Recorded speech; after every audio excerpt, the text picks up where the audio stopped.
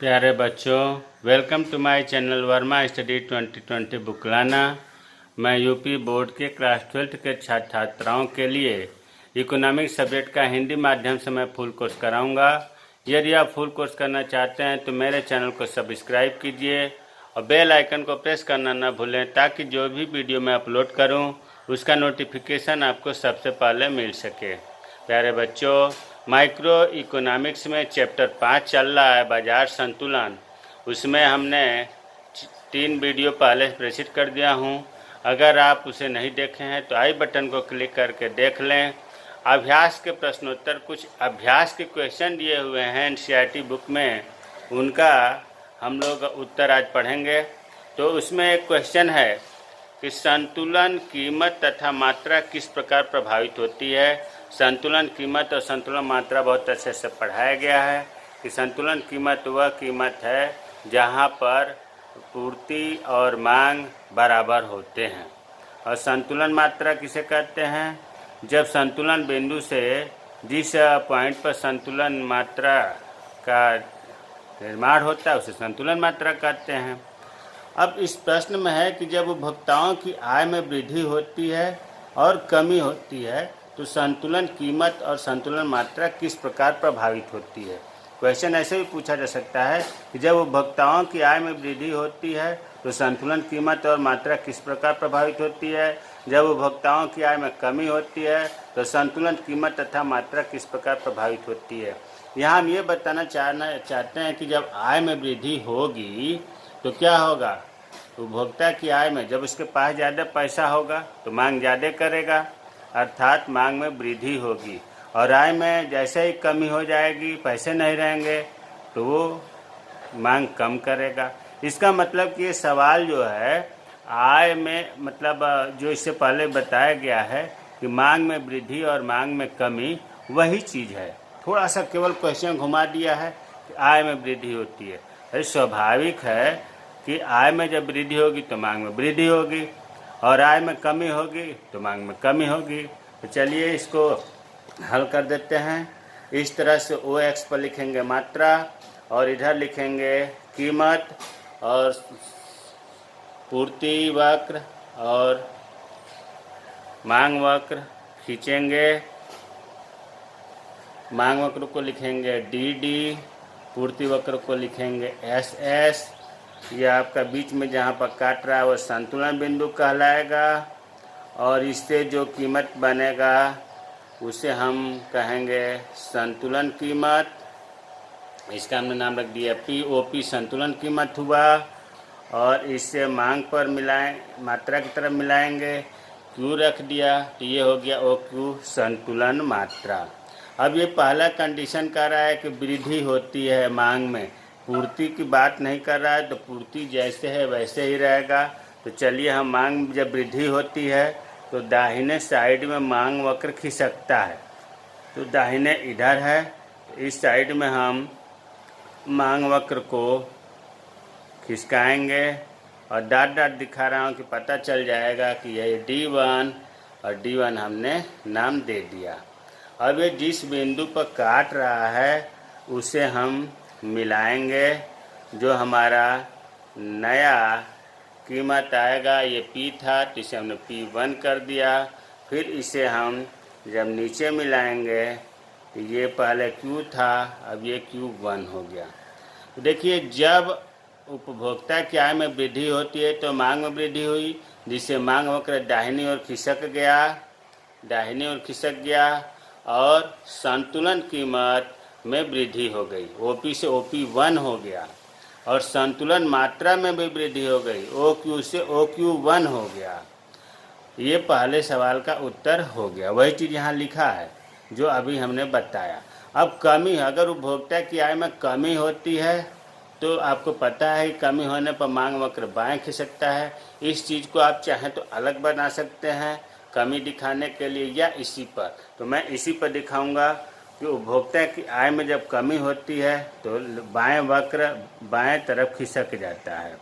तो हमने मांग वक्र बाएं बनाया, ये D1 था, तो इसे हमने नाम रख दिया D2, और यहाँ पर ये काट रहा है तो फिर इससे जो है इधर मिलाया, ये हो गया P2, और फिर इधर मिलाया, ये हो गया Q1 हो गया तो Q2।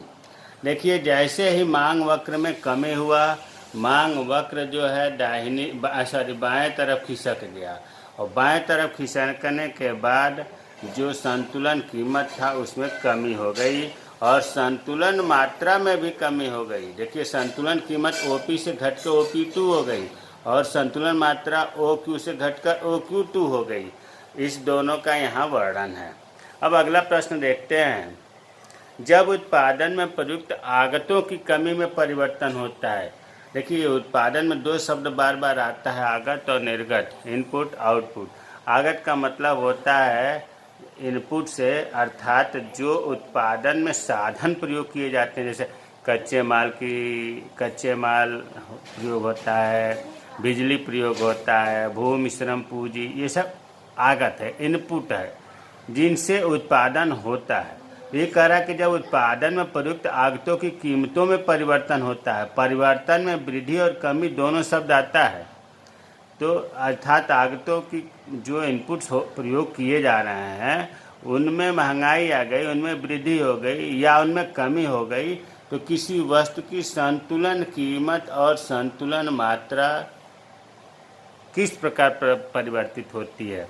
तो यह भी बहुत आसान है। देखिए यहाँ पहले प्रश्नों को अच्छी तरह से समझिए कि जब मान लो कि कच्चा माल प्रयोग होगा और कच्चा माल महंगा है, तो महंगा है तो उत्पादन लागत बढ़ जाएगी, स्वाभाविक है। उत्पादन लागत बढ़ जाएगी तो फर्म क्या करेंगे, उत्पादन नहीं करेंगे, क्योंकि लागत ज़्यादा आएगी तो लाभ कम होगा। तो लागत की कीमत बढ़ने से उत्पादन लागत बढ़ जाएगी, और उत्पादन लागत के बढ़ने से पूर्ति कम कर दी जाएगी। और जैसे ही लागत कम हो गई, कच्चा माल का दाम कम हो गया, श्रमिकों की मजदूरी कम हो गई, लाभ ज़्यादा होगा, अर्थात बहुत ज़्यादा मात्रा में उत्पादन होने लगेगा, पूर्ति होने लगेगी। तो सबसे पहले हम मांग वक्र और पूर्ति वक्र खींचेंगे, जैसे सब में खींचे हैं D, S, उसके बाद इधर मिलाएंगे, ये आपका हो गया P, फिर इसके बाद इधर मिलाएंगे Q, यहाँ संतुलन बिंदु E हो गया। अब आगत में पहले हम वृद्धि देखेंगे। आगत की वृद्धि से पूर्ति में कमी होती है। भाई आगत में जब मान लो कच्चा माल महंगा मिला तो क्या होगा, पूर्ति कम होगी, कंपनियां कम करेंगी, और जब पूर्ति कम होगी तो जो पूर्ति वक्र है वो बाएं खिसकेगा। तो पूर्ति वक्र बाएं खिसकेगा तो हम बाएं एक वक्र बना देते हैं। हमेशा ये ध्यान रखना है कि कमी होने पर वक्र बाएं खिसकेगा और वृद्धि होने पर दाएं। ये मान लीजिए S1 हो गया, S1 हो गया। और इसी तरह से यहाँ जब काटा तो इसे मिलाएंगे,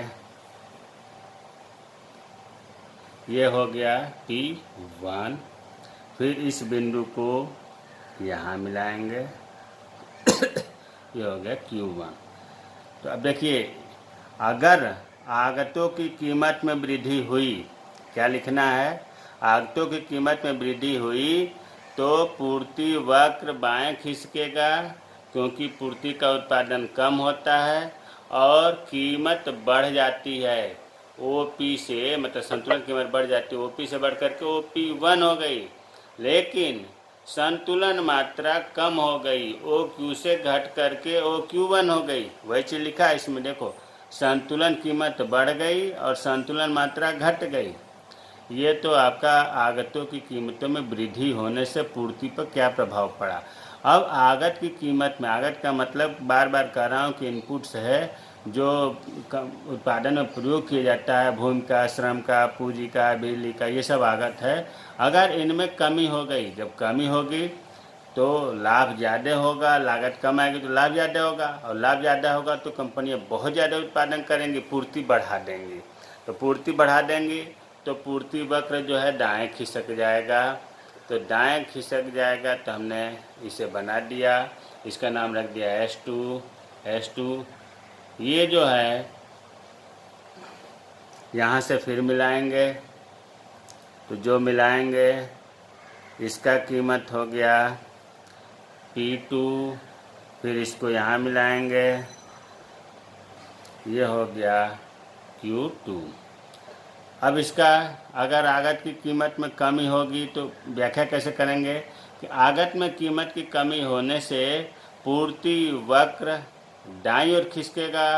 पूर्ति वक्र के दाईं ओर खिसकने के कारण संतुलित कीमत कम हो जाएगा, अर्थात OP से घटकर OP2 हो जाएगा, और संतुलित मात्रा बढ़ जाएगा, अर्थात OQ से OQ2 हो जाएगा। तो इस प्रकार प्यारे बच्चों, आगत का पूर्ति से संबंध है, इसलिए पूर्ति वक्र पर ही दिखाया गया है, कमी करके एक बार और एक बार वृद्धि करके। अगला क्वेश्चन है, वस्तु बाजार और श्रम बाजार में मांग तथा पूर्ति वक्र किस प्रकार प्रभावित होता है या किस प्रकार भिन्न होते हैं। देखिए, दो चीज़ है, वस्तु बाजार और श्रम बाजार। बहुत ज़्यादा कन्फ्यूजन होता है बच्चों में कि वस्तु बाजार और श्रम बाजार क्या है। देखिए, पहली चीज़ तो यह है कि वस्तु बाजार नाम से ही लग रहा है कि ऐसा बाजार जिसमें वस्तु का क्रय विक्रय होता है। तो वस्तु बाजार में मांग और पूर्ति वक्र वस्तु की मांग और वस्तु की पूर्ति को व्यक्त करता है। स्वाभाविक है, वस्तु बाजार में मांग होगा किसी चीज़ का तो वस्तु का होगा, और पूर्ति होगी तो वस्तु का होगा। वस्तु की मांग की बात करें तो इसके संदर्भ में मांग का नियम लागू होता है। मांग का नियम लागू होता है। मांग का नियम आपको पहले भी बहुत बताया गया है कि अन्य बातें समान रहने पर कीमत और मांग, अन्य बातें समान रहने पर अगर कीमत बढ़ती है तो मांग घट जाएगी, कीमत घटती है तो मांग बढ़ जाएगी। तो ये नियम लागू होता है। वस्तु की पूर्ति के संदर्भ में अगर पूर्ति की बात करें तो यहाँ पूर्ति का नियम लागू होगा। पूर्ति का नियम क्या था? कीमत और पूर्ति। अगर पूर्ति का नियम में अन्य बातें समान रहने पर कीमत अगर बढ़ती है तो पूर्ति भी बढ़ती है, कीमत अगर कम होती है तो पूर्ति भी कम होती है।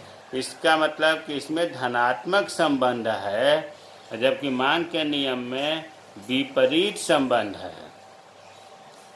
तो ये चीज़ें वस्तु बाजार में मांग का नियम और पूर्ति का नियम प्रभावित मतलब लागू होता है। इस प्रकार जो है मांग वक्र दाईं ओर, भाई जब विपरीत संबंध होगा मांग में, मांग के नियम के अनुसार विपरीत संबंध होता है कीमत में और मांग में, तो ये दाईं ओर नीचे की ओर गिरता हुआ होता है। पूर्ति वक्र में धनात्मक संबंध होता है कीमत और पूर्ति में, तो ये बाईं ओर उठता हुआ होता है। तो हमें उम्मीद है कि आपको वस्तु बाजार समझ में आ गया होगा। अब श्रम बाजार में देखते हैं। देखिए, श्रम बाजार में जो मांग और पूर्ति वक्र है वो श्रम की मांग और पूर्ति को व्यक्त करते हैं। भाई वस्तु बाजार में वस्तु की मांग और वस्तु की पूर्ति, श्रम बाजार में श्रम की मांग और श्रम की पूर्ति व्यक्त करते हैं। श्रम की मांग कौन करता है? उत्पादक या फर्म उत्पादन करने के लिए करते हैं, जबकि श्रम की पूर्ति श्रमिकों द्वारा की जाती है। श्रम की मांग व्युत्पन्न होती है। व्युत्पन्न का मतलब होता है कि इसकी मांग किसी अन्य वस्तु के उत्पादन के लिए की जाती है, अन्य वस्तु के उत्पादन के लिए की जाती है। अब इसको हम देख लेते हैं। जैसे मान लीजिए कि श्रम की बाजार में, श्रम की बाजार जैसा वस्तु की बाजार में आपने देखा, श्रम की बाजार में अगर मजदूरी है, मजदूरी दर और श्रम की मांग, तो इसमें देखेंगे अगर मजदूरी बढ़ रही है तो श्रम की मांग क्या होगी? कम हो जाएगी, और मजदूरी अगर घट रही है तो श्रम की मांग बढ़ जाएगी। उसी तरह से मजदूरी दर और श्रम की पूर्ति पर देखते हैं। श्रम की पूर्ति, देखिए मजदूरी जब बढ़ेगी तो ज़्यादा से ज़्यादा श्रमिक श्रम देना चाहेंगे, अर्थात पूर्ति बढ़ेगी, और जैसे ही मजदूरी कम होगी पूर्ति भी कम होगी। यहाँ श्रम की जो पूर्ति हो रही है ना, इसका अर्थ होता है श्रम के घंटों से। ऐसा नहीं है कि वस्तु थोड़ा नहीं है कि श्रमिक की पूर्ति होगी, श्रम की पूर्ति मतलब श्रम का पूर्ति का मतलब हुआ कि श्रम कितने घंटे हो रहा है। ये चीज़ क्लियर हो गया कि श्रम की मजदूरी अगर बढ़ेगी तो मांग घटेगी, मजदूरी घटेगी तो मांग बढ़ेगी। पूर्ति के संदर्भ में मजदूरी दर अगर बढ़ती है तो पूर्ति बढ़ेगी, मजदूरी दर कम होती है तो पूर्ति कम होती है। एक निश्चित स्तर पर देखो, मजदूरी के बाद श्रमिक विश्राम, वस्तु तो है नहीं कि श्रम बढ़ाते जाओ तो पूर्ति या मांग बढ़ती जाएगी। एक समय के बाद श्रमिक जो है आराम करना पसंद करता है, काम की तुलना में उसके आराम के घंटे बढ़ जाते हैं, अर्थात श्रम की जो पूर्ति वक्र है वो पीछे की ओर मुड़ जाती है। देखिए यही क्वेश्चन पूछ रहा है, अब तक जो बताया गया वो समझने के लिए बताया गया। अगर आप इम्तहान में केवल चित्र बना देते हैं तब भी से, देखिए वस्तु बाजार में मांग वक्र बना दिया गया, पूर्ति वक्र बना दिया गया। मांग वक्र मांग और कीमत में विपरीत संबंध होता है इसलिए ऊपर से नीचे, पूर्ति वक्र में धनात्मक संबंध होता है कीमत और पूर्ति में इसलिए नीचे से ऊपर। यहाँ भी उसी तरह से है, श्रम की मांग में ऊपर से नीचे आया है, पूर्ति वक्र में नीचे से ऊपर को उठता हुआ होता है। लेकिन एक समय के बाद जो पूर्ति वक्र है वो बाएं की तरफ पीछे की तरफ मुड़ जाता है, जैसे यहाँ मुड़ा हुआ है। यही अंतर है वस्तु बाजार में और श्रम बाजार के पूर्ति वक्र में, बाकी सेम सब में है। अगला क्वेश्चन है, पूर्ति तथा मांग वक्रों का उपयोग करते हुए दर्शाइए कि जूतों की कीमतों में वृद्धि खरीदी व बेची जाने वाली मौजों की जोड़ी की कीमतों को तथा संख्या को किस प्रकार प्रभावित करती है। एक बार फिर प्रश्न पढ़ते हैं। पूर्ति और मांग वक्रों का उपयोग करना है इस चित्र में और ये बताना है कि जूतों की कीमतों में वृद्धि हो रही है तो बेची जाने वाली मौजों की जोड़ी की कीमतों को तथा संख्या को किस प्रकार प्रभावित करेगी। मतलब कुल मिलाकर ये कह रहा है कि अगर जूते की कीमत में वृद्धि हुई तो मौजों की कीमत पर या मौजों की मांग पर क्या प्रभाव पड़ेगा। देखिए सबसे पहले आपको पता है कि ऐसे सवालों को हल करने के लिए एक हम इधर लिख दिया हमने एक्स एक्सिस पर मौजे की मात्रा, इधर लिख दिया मौजे की कीमत और हम पूर्ति वक्र मांग वक्र बनाएंगे जैसे अन्य सवालों में बनाते आ रहे हैं।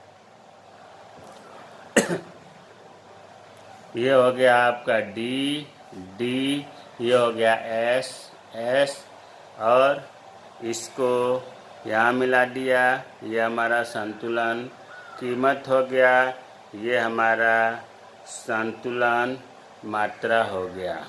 इसे हम ई संतुलन बिंदु कहते हैं। प्यारे बच्चों देखो, जूता और मोजा, जूते का अगर मांग बढ़ेगा तो स्वाभाविक है कि मोजे का भी बढ़ेगा। अगर वही चीज़ अगर यहाँ हम लिख दें, देखो जूते की कीमत में अगर वृद्धि होती है, जूते की कीमत में वृद्धि होती है, ऊपर की तरफ वृद्धि का संकेत होता है। तो जब जूते की कीमत में वृद्धि होगी तो जूते की मांग क्या होगी, कम होगी, स्वाभाविक है।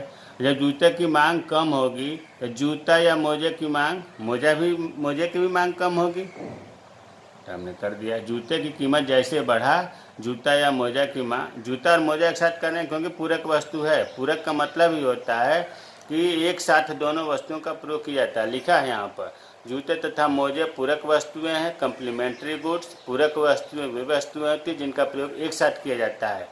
अगर ऐसी वस्तुओं में जो पूरक वस्तुएं हैं, ऐसी वस्तुओं में एक वस्तु की कीमत बढ़ा दी जाए तो उस वस्तु की मांग तो कम होगी, साथ ही साथ जो दूसरी वस्तु है पूरक वस्तु उसकी भी मांग कम हो जाएगी।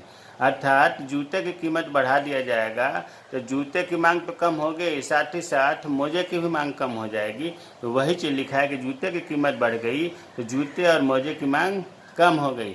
और अगर जूते की कीमत घट गई तो जब जूते की कीमत घट गई तो जूते की तो मांग बढ़ेगी, मोजे की भी मांग बढ़ेगी। कुल मिलाकर के इनमें विपरीत संबंध है। अब यहाँ हम ये बताना चाहते हैं कि इस ग्राफ में हमने इधर मोजे की मात्रा लिखा, इधर मोजे की कीमत लिखा। अब जो हम डिमांड वक्र है इसको जो है हम जूते की कीमत से संबंध करेंगे, दिखाएंगे कि देखो जब जूते की कीमत बढ़ रही है, सीधी सी बात, मान लो अगर इसका हमने मान लिया जूते का कीमत 100 रुपये है, सीधी सी बात, यहाँ हमने 100 रुपये मान लिया। जब जूते की कीमत 100 रुपये है और इसमें वृद्धि कर दी गई, 120 रुपये हो गया जूते का, तो जब 120 रुपये का जूता हो गया महंगा होने से, तो इसकी मांग में कमी आएगी। तो कमी आएगी मांग में, तो ये बाएं तरफ खिसकेगा। तो हम बाएं तरफ जूते की पूर्ति को मांग को दिखाने के लिए खींच दिया। इसका नाम रख दिया D1 और इसे रख दिया D1। और यहाँ जो बिंदु काट रहा है इसे हमने मिला दिया, ये हो गया P1, और इसे यहाँ मिला दिया, ये हो गया Q1। देखिए चित्र अभी तक ये बता रहा है कि जैसे ही जूते की कीमत, देखो ये 100 था, इसका रेट हमने 120 रुपये लिख दिया। जैसे ही जूते की कीमत 100 से 120 हुआ, मांग में कमी हो गई, इसीलिए मांग वक्र बाएं तरफ खिसक गया। बाएं तरफ खिसकने से संतुलित कीमत में कमी हो गई और संतुलित मात्रा बढ़ गई। प्यारे बच्चों, जब ये जूते की कीमत कम हो गई, बाएं तरफ खिसक गया, तो भाई मोजे की भी तो कीमत कम होगी, क्योंकि पूरक वस्तु है। देखो मोजे की कीमत OP से घट कर OP1 हो गया, मोजे की मांग भी कम हो जाएगी, OQ से घट कर OQ1 हो गया।